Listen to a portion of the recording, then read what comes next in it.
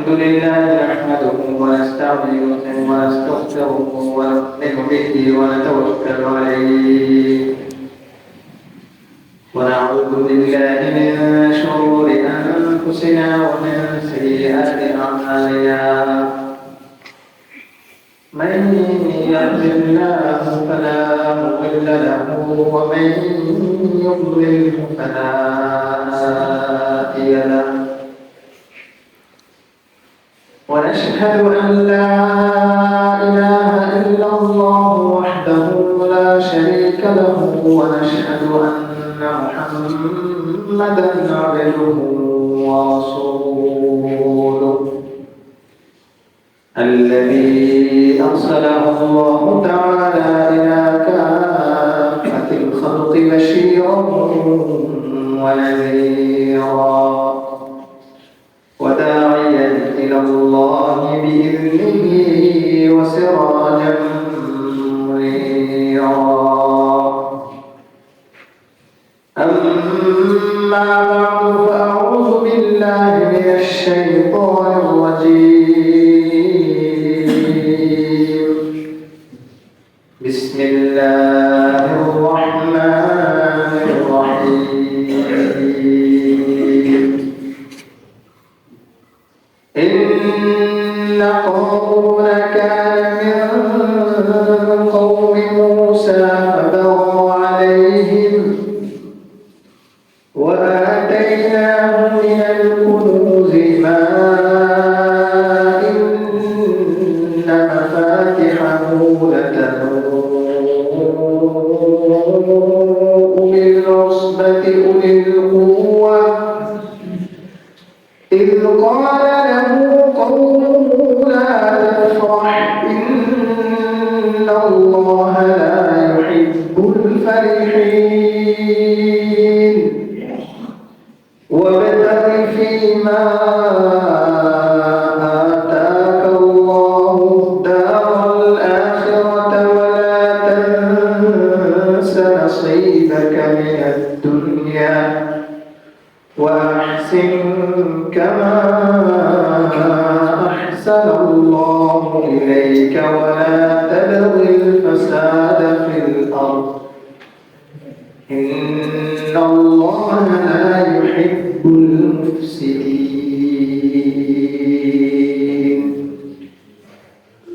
وعن أبي هريرة رضي الله عنه قال رسول الله صلى الله عليه وسلم من يأخذ عني هؤلاء الكلمة يعمل بهن أو يعلمهن من يعمل بهن قال قلت أنا يا رسول الله قال رسول الله صلى الله عليه وسلم اتق المحارم تكن أعبد الناس.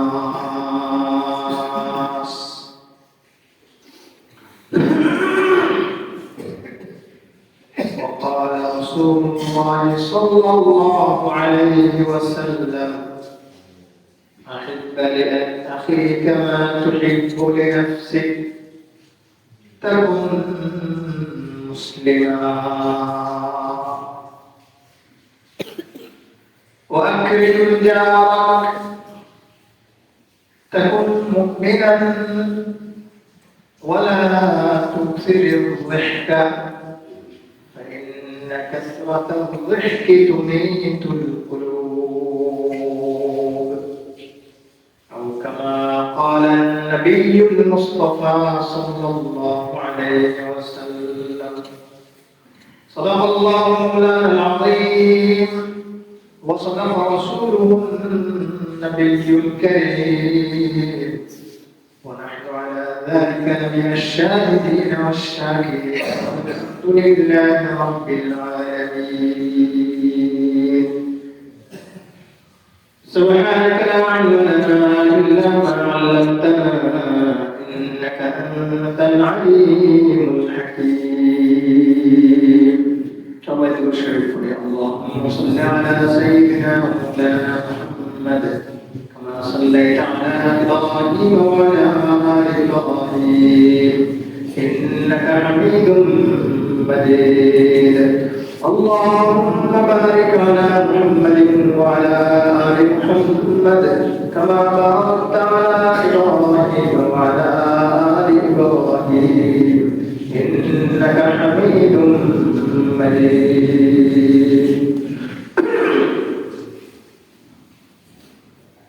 আলহামদুলিল্লাহ আল্লাহ পাকের অসংখ্য অগণিত শুকর আল্লাহ পাক প্রতি জুমাতে আজকেও পবিত্র জুমার নামাজের উদ্দেশ্যে আমাদের সবাইকে সুস্থ শরীরে দুনিয়ার সকল ব্যস্ততা থেকে মুক্ত করে জুমা আদায় করার উদ্দেশ্যে মসজিদে আসা বসা এবং কিছু দিনে কথাবার্তা শোনার জন্য তৌফিক দান করেছেন এই জন্য সবাই আল্লাহ পাকের দরবারে শুকর আদায় করি আলহামদুলিল্লাহ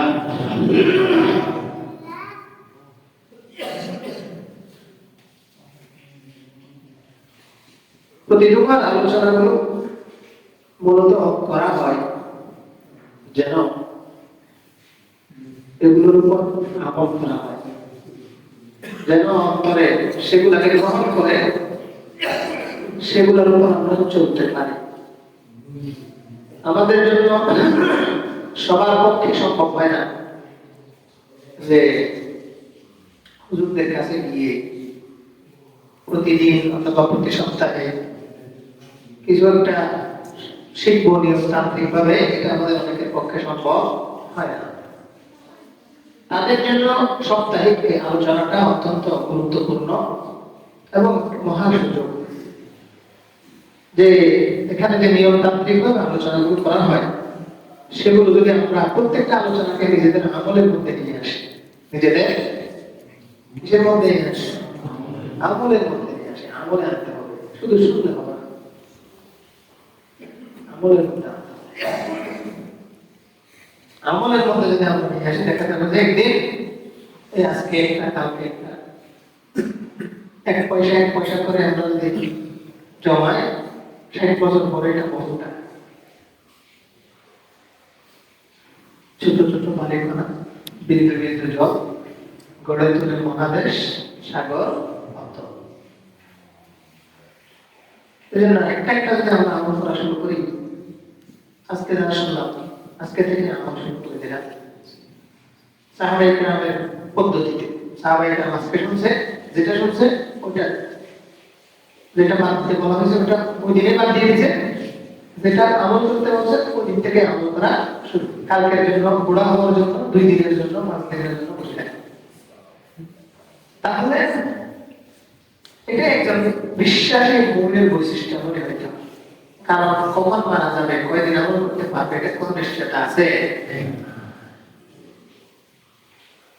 এই জন্য যখন যেটা শুনবো আমল করা শুরু করে দিব হয়তো শুধু আমল করার সুযোগ নাও পাইতে পারি অথবা সুযোগ পেলেও আজকে যে আমার শোনার পরে আজকে আমল করার যে জজবা যে আগ্রহ সেটা পরে নাও থাকতে পারে অথবা আমার মনেও নাও থাকতে পারে এই জন্য আমল যেটা শুনবো সেটার উপর আমল করা ইনশাআল্লাহ শুরু করব ঠিক আছে ইনশাআল্লাহ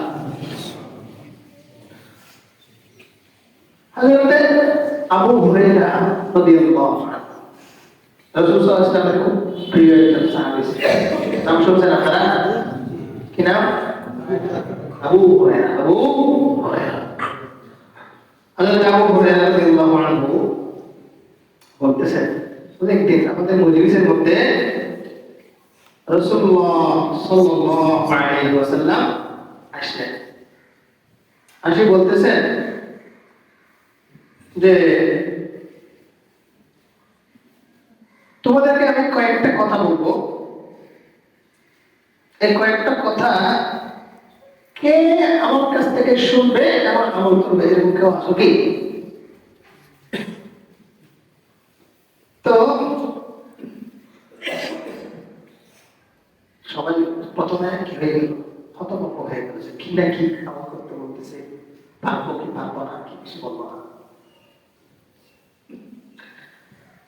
এরপরে রাসূল সাল্লাল্লাহু আলাইহি ওয়াসাল্লাম বলতেছেন যে আচ্ছা, তোমরা কেউ যদি না পারো, অন্তত আমার কাছ থেকে শিখে এমন কাউকে তোমরা শিখিয়ে দিবা যে শিখে সে কি করতে পারবে, নিজে আমল করতে পারবে। নিজে আমল না করলেও এমন কাউকে শিখিয়ে দিতে তো পারবা, অন্তত তোমার কাছ থেকে শিখে অন্য কেউ রেডি করতে পারবে আমল করতে। আবু হুরায়রা তাড়াতাড়ি বলতেছে, আমি আমি পারবো এটা, আমল করার চেষ্টা করবো এবং যে আমল করবে তাকে আমি কেউ করে দিব, শিখিও।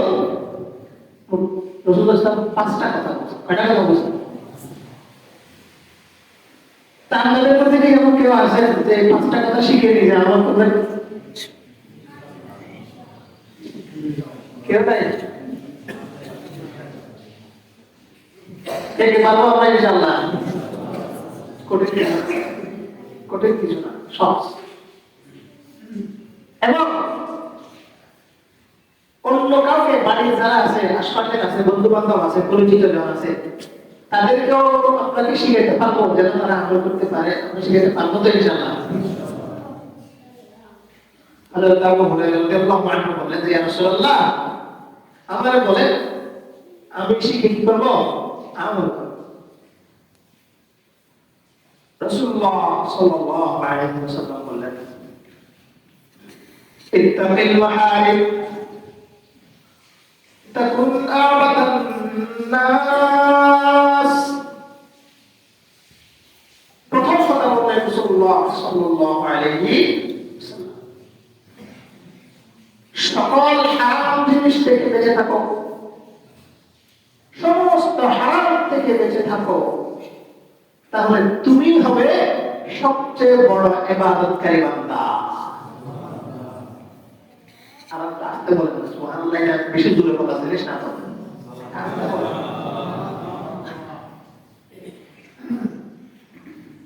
তুমি সকল হারাম থেকে বেঁচে থাকো, তাহলে তুমি হবে আল্লাহর সবচেয়ে বড় ইবাদত গুজার বান্দা।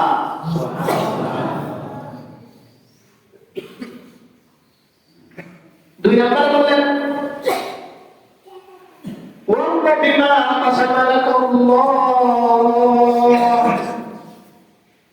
তাকুন আগনান নাস। তোমার ভাগ্যে আল্লাহ পাক যা লিখে রেখেছেন সেটা নিয়ে তুমি রাজি হয়ে যাও, সন্তুষ্ট হয়ে যাও, তাহলে তুমি হবে দুনিয়ার সবচেয়ে ধনী ব্যক্তি।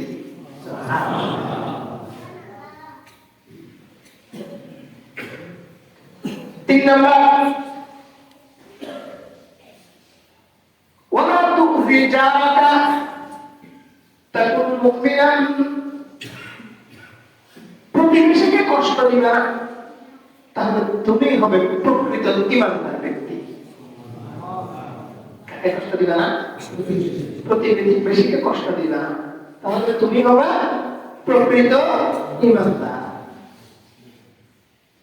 4 নম্বর, আহিব্বা লিআখিকা মা তুহিব্বু লিনাফসিকা তাকুন মুসলিমান। তুমি নিজের জন্য যা পছন্দ করবে, নিজের মুসলমান ভাইয়ের জন্য সেটা পছন্দ করবা, তাহলে তুমি প্রকৃত মুসলমান হয়ে যাবা। 5 নম্বর, ওয়ালা তুকসির রিহকা ফাইন্না কাসরাতার রিহকি তুমিতুল কুলুব। বেশি হাসাহাসি করবা, বেশি হাসবা না, কারণ বেশি হাসি মানুষের অন্তরকে মেরে দেয়। বেশি হাসলে মানুষের অন্তর কি হয়ে যায়? মরে যায়। রাসূল কয়টা কথা বললেন? 1 নম্বর, ইত্তাকিল মাহারিম তাকুন আবাদান নাস। সমস্ত হারাম থেকে বেঁচে থাকবা, তাহলে তুমি হবা আল্লাহ পাকের সবচেয়ে বড় কি? ইবাদত গুজার।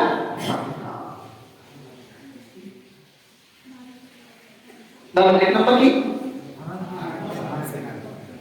তাহলে কি হবে?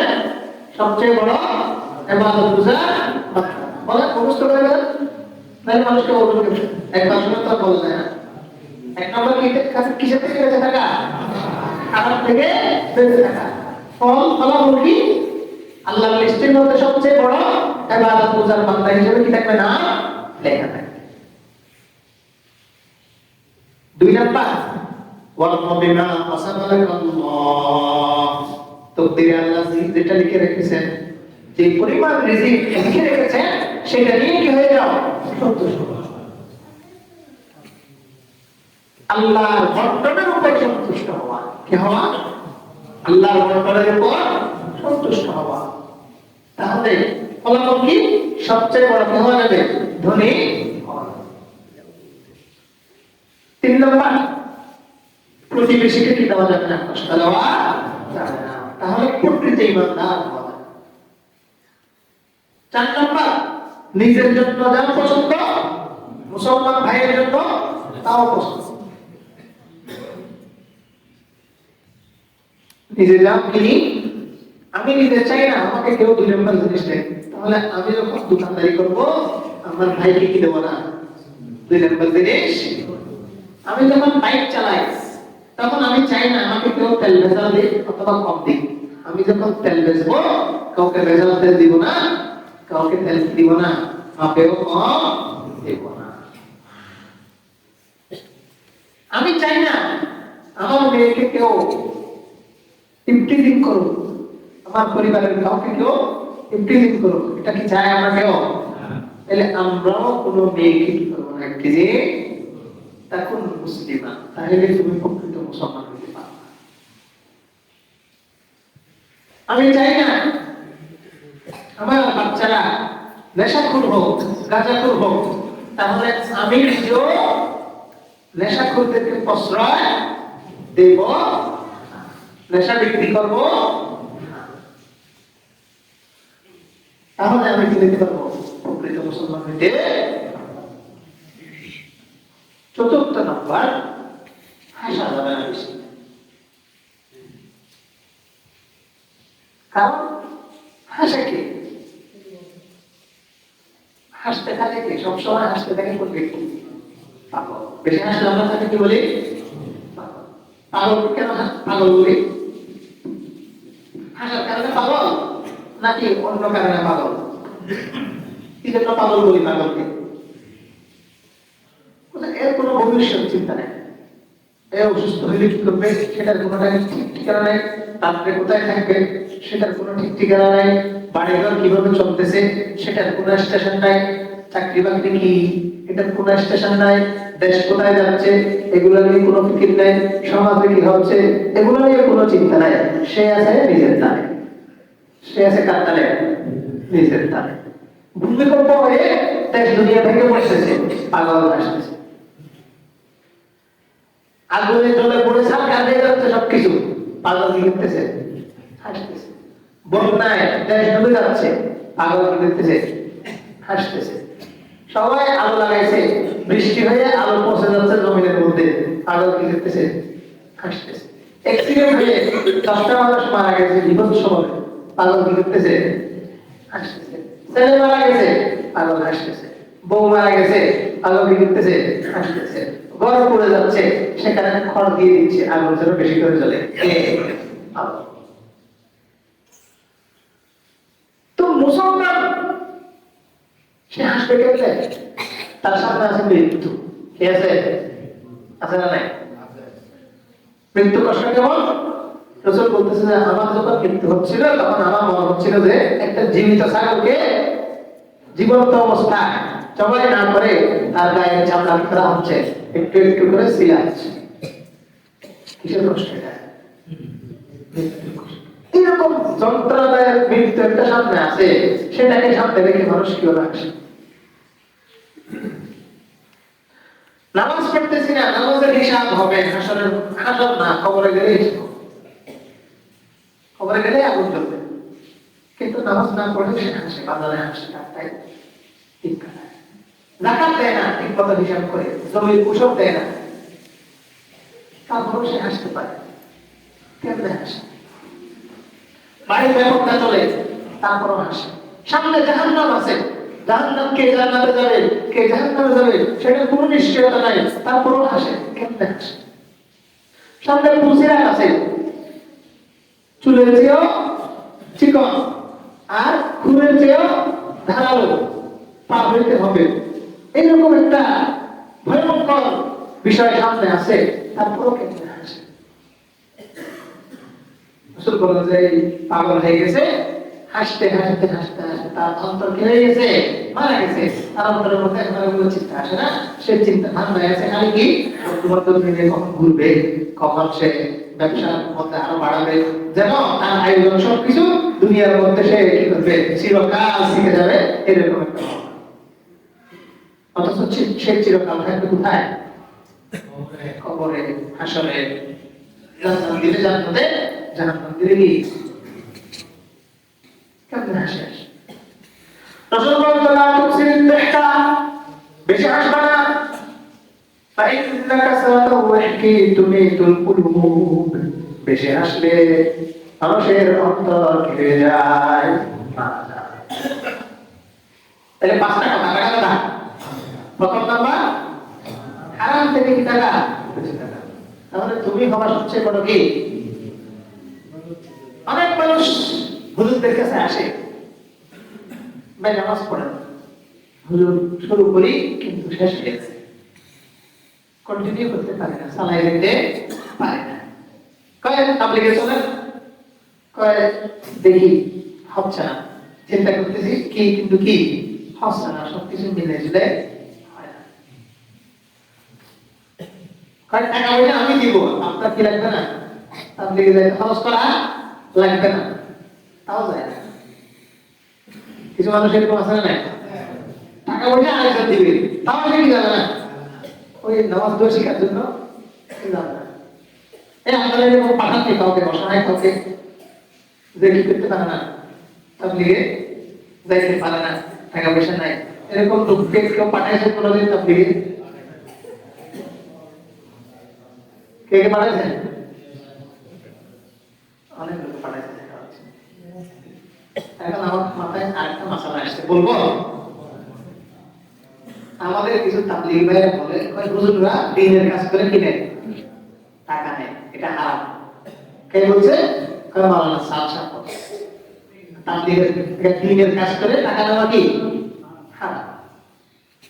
আচ্ছা, আপনারা যে ওই লোকটাকে টাকা দিয়ে দ্বীনের কাজ করতে পাঠাইলেন, কোথায়? তাবলীগের মধ্যে। ওই দ্বীনের কাজ করে টাকা নিল না?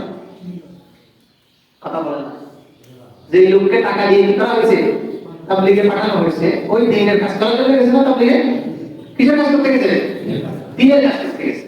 টাকা নিচে কাছ থেকে মানুষের থেকে, তাহলে মানুষের থেকে টাকা নিয়ে এসে কি করতে গেল? দ্বীনের কাজ করতে গেল। তাহলে সে হারাম খাইল না? কার ফতোয়া মতে? আচ্ছাবলী মতে, ফতোয়া মতে সে কি খাইল? হারাম খাইল। অথচ দুনিয়ার কোনো তাবলীগী বলে না যে সে কি খাইল? বরং সারা জীবন তারা ওয়াজ করে, নিজে কেউ যদি চাইতে না পারে তাকে সহযোগিতা করলে আপনারা কি পাঠান? খুরুজের মধ্যে পাঠান, তবলীগে পাঠান, জুড়ে পাঠান, ইস্তেমার মধ্যে, ইস্তেমায় যাওয়ার জন্য ফ্রি গাড়ি দেয় না? মানুষের থেকে সহযোগিতা নিয়ে কোথায় যাচ্ছে? দ্বীনের কাজ করতে যাচ্ছে। তাহলে সে কি করলো? বলেন, সাত সালের মতো সে কি করলো? খারাপ কাজ। বলেন কথা কি ঠিক এটা? দুনিয়াতে দ্বীনের কাজ করার জন্য কাউকে কি করা যাবে না? সহযোগিতা করা যাবে না। তো বেনামাজি করে বেনামাজি থাকবে, দ্বীনের কাজ করে ওলামায়ে কেরাম। তারা যদি ওলামায়ে কেরাম দল বাইতে যদি কিন্তু কোথায় বসে? বাজারে বসে যায় দোকান নিয়ে, তারা এলেমের খেদমত করতে পারবে? তো তারা যারা সবাই কোথায় না বসে, বাজারে বসে না যায়, ব্যবসায় বসে না যায়, চাকরির মধ্যে ঢুকে না যায়, এই জন্য তাদেরকে ধরে বলা হয় হুজুর আপনার যা লাগবে সেটা আমি দিব, আপনি ছেলে থেকে পড়ান। এই কথাকে, এই কাজটাকে খুব খারাপ করছে না ভালো করছে? যদি না বসাইতো তাইলে মুসলমানদের ছেলেদেরকে কোরআন শিক্ষা দেওয়া যাইতো? মুসলমানদের সন্তানদেরকে হাদিসের শিক্ষা দেওয়া যাইতো? মুসলমানদের সন্তানদেরকে ফিকহ মাসাল মাসাইল শেখানোর কোনো সুযোগ ছিল? যারা এই উলামায়ে কেরামের এই ইনকামটাকে, উলামায়ে কেরামকে সহযোগিতা করে এলেমের কাজে নিয়োজিত রাখা, এটাকে যারা হারাম বলে, ওরা কি ইসলাম দ্বীন টিকে থাকুক সেটা চায় না দ্বীন ধ্বংস করা চায়? ধ্বংস করা চায়। ওলামায়ে কেরামের মানবে না। এগুলো আমরা বুঝে না ওরা, এই জন্য আপনাদেরকে তোমরা বলি এরা দিনকে বেশি মানতে গিয়ে দিনের থেকে বাইরে চলে যাচ্ছে, দিনটাকে ধ্বংস করে দিচ্ছে। এই জন্য দিনকে মানতে হবে ওলামায়ে কেরামের বুঝ অনুযায়ী। কারণ হাদিসের মধ্যে আসছে লা তাশতামিউ উম্মতি আলা দালালা, ওলামায়ে কেরাম সর্বসম্মতভাবে কোনোদিন গোমরাহ হবে না। অধিকাংশ ওলামায়ে কেরাম সবসময় কিসের উপর থাকবে? হকের উপর থাকবে। দুই একটা দেখা যেতে পারে, দুই একটা কি যেতে পারে দেখা গিয়ে ওই সাত সাহেবের পক্ষে ফতোয়া দিতে পারে, কিন্তু সর্বসম্মতভাবে ওলামায়ে কেরাম কোনোদিন কি যাবে না, বেচা যাবে না, গুমরাহির মধ্যে কোনোদিন যাবে। এই জন্য এগুলা ব্যাপারে আপনারা হুঁশিয়ার থাকবেন। আমাকে যে যদি বলতে আপনি এগুলো বন্ধ করেন, আপনাকে আপনাকে খুব আমি বলছি আসো তুমি আমাকে একটু দিয়ে দেখো, জান নিয়ে গিয়ে দেখে দিব না কেউ কেউ বলে আর কি আমাদের কাছে। যাই হোক, ভিন্ন কথা মশলা স্পষ্ট করে দিলাম। তো কিছু লোক বলে এবাদতে মন বসে না, নামাজ পড়তে পারে না, রোজা রাখতে পারে না, মনটাই বসে না, কোরআন পড়তে পারে না, বসি কিন্তু কি হয় না, ঠিক হয় না। রাসূলের প্রথম কথার মধ্যে তার জন্য ওষুধ আছে, ইত্তাকিল মাহারিম, নিশ্চয় তোমার ইনকামের মধ্যে হারাম আছে, অথবা নিশ্চয় তোমার কোনো আমলের মধ্যে হারাম কাজ করতেছো, খোদা নারাজ হয় এমন কোনো কাজ করতেছো, এই জন্য তোমার ইবাদতের মধ্যে মন বসেছে না। আল্লাহ অপছন্দ করেন, নারাজ হন এমন কাজ যদি কেউ জড়িত থাকে, এমন কাজে কেউ যদি জড়িত থাকে, তাহলে সে ইবাদতের স্বাদ পাবে না, ইবাদত করে তার অন্তরের মধ্যে মজা পাবে না। আল্লাহ পাক তার অন্তর থেকে ইবাদতের মজা ছিনিয়ে নেবে। রাসূলের কাছে এক লোক বলতেছে, ইয়া রাসূলুল্লাহ, এত দোয়া করি, দোয়া কবুল হয় না, কি করব? তো রাসূল একদিন খুতবার মধ্যে দাঁড়িয়ে বলতেছে, ইয়াদউ আহাদুকুম فيدعو ثم يدعو ثم يدعو ومأكله حرام ومشربه حرام ومضجعه شراب وملبسه حرام فأنى يستجاب له। রাসূল দাঁড়িয়ে বলেন, তোমাকে আমাকে অভিযোগ করো, ইয়া রাসূলুল্লাহ, এত দোয়া করলাম আল্লাহর দরবারে, একটা দোয়া কেন কবুল হচ্ছে না? এতদিন ধরে দোয়া করতেছি, একটা দোয়া কেন কবুল হচ্ছে না? রাসূল বলতেছেন, সে আল্লাহর কাছে দোয়া করে অথচ সে হারাম খায়, সে আল্লাহর কাছে দোয়া করতেছে, সে যে পোশাক পরে হারাম কামাইয়ের পোশাক, সে আল্লাহর কাছে দোয়া করতেছে অথচ হারাম কাজের মধ্যে সে লিপ্ত আছে, সে আল্লাহর কাছে দোয়া করতেছে যে বাড়ির মধ্যে বসে বসে সে দোয়া করতেছে, যে বাড়ির মধ্যে সে থাকে হারাম টাকায় ভরা বাড়ি, তার দোয়া কেমনে কবুল হবে বলো? হারামের মধ্যে থাকলে দোয়া কি হবে না? কবুল হবে। শুধু দোয়া করলেই দোয়া কবুল হবে এরকম না, শর্ত পূরণ করতে হবে, হালাল থেকে দোয়া করতে হবে, হারাম থেকে বাঁচতে হবে, গুনাহ থেকে বাঁচতে হবে, তাহলে আল্লাহ পাক কি করবে? দোয়া কবুল করবে। কেউ যদি ইবাদত করতে না পারে, তাহলে বুঝতে হবে আমার কোথাও গড়বড় আছে। আমি হয় গান শুনি, না হয় মহিলাদের সাথে কথা বলি, না হয় আমার সুদের ব্যবসা করি, না হয় আমি ঘুষ খাই, না হয় মানুষের হক মারি, না হলে আরেকজনের জমি দশটা আমার ভিতরে ঢুকে গেছে, না হলে আমি জমি বন্ধক রেখে খাই, এই হারামের মধ্যে আছি, আমার অন্তরের মধ্যে ভালো কথা ঢুকবেও না, ইবাদতের মজাও আমার মধ্যে থাকবে। এই জন্য কিসের থেকে বাঁচতে হবে? হারাম থেকে বাঁচতে হবে। 2 নম্বর,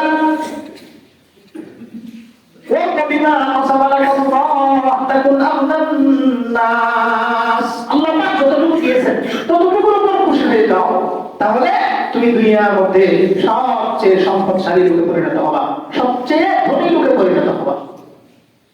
রাসূলের কাছে জিজ্ঞেস করলো, রাসূল জিজ্ঞেস করলেন, তোমরা সমাজের মধ্যে ধনী লোক কাকে বলো, আমাকে একটু বলো দেখি।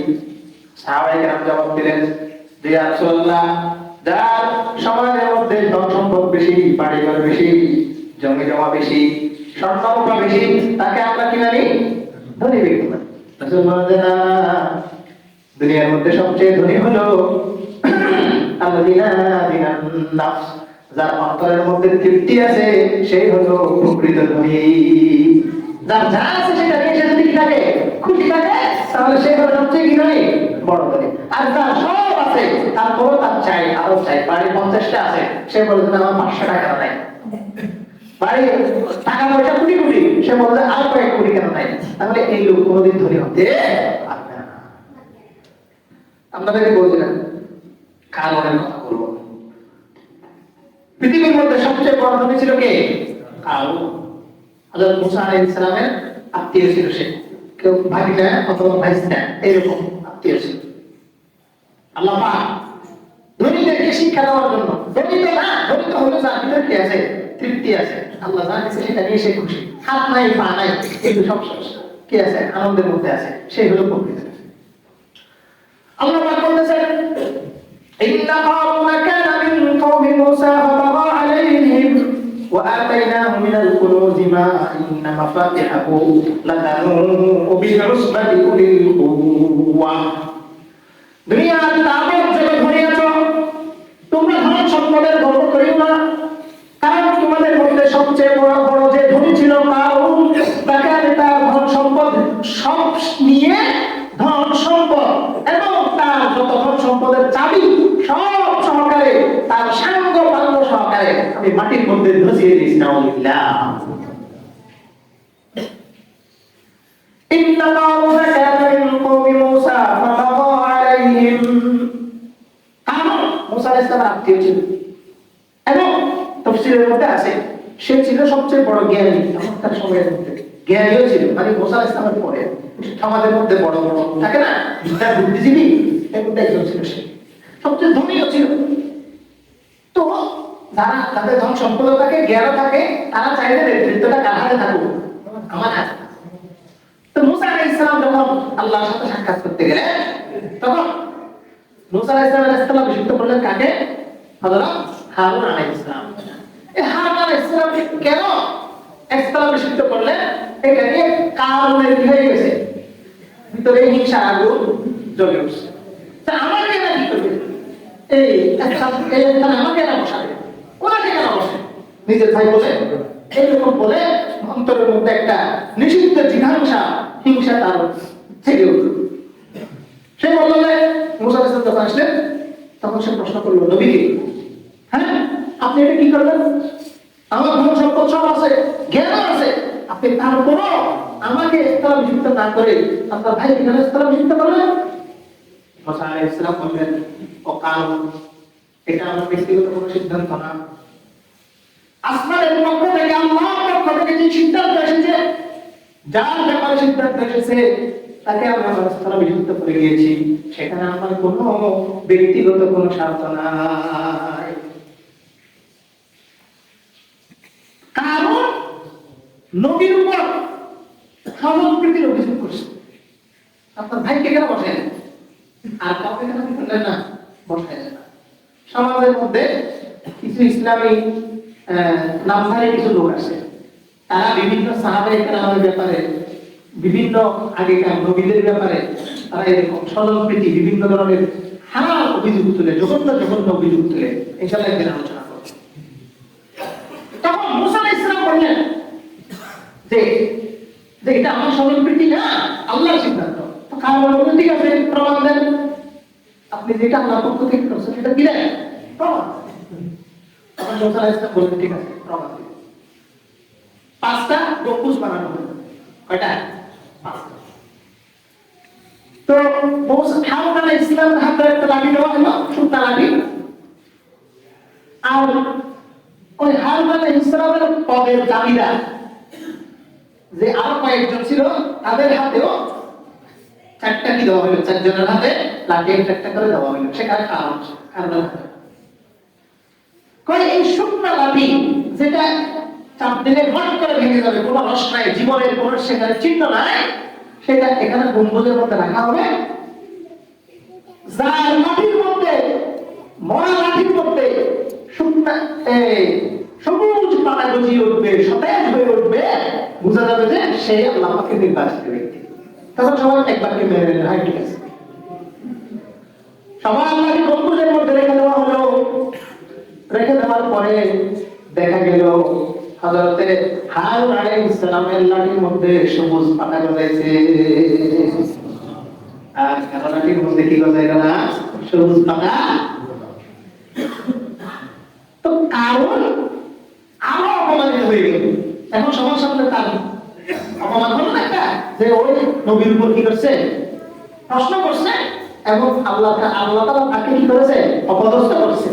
এটা দেখে সে আরো জ্বলে উঠলো, আরো বিরোধিতা শুরু করলো। এই বিরোধিতা করতে করতে একদিন সে জাঁকজমক সহকারে একটা শোডাউন করা শুরু করলো। এখান থেকে ইনশাআল্লাহ আগামী সপ্তাহে আলোচনা করবো, ঠিক আছে তো ইনশাআল্লাহ? আল্লাহ পাক আমাদেরকে এই যে 5টা কথা বললাম সেগুলো ইয়াদ রেখে আমল করার জন্য তৌফিক দান করুন। আমিন। ওয়া আখিরু দাওয়ানা আলহামদুলিল্লাহি রাব্বিল আলামিন।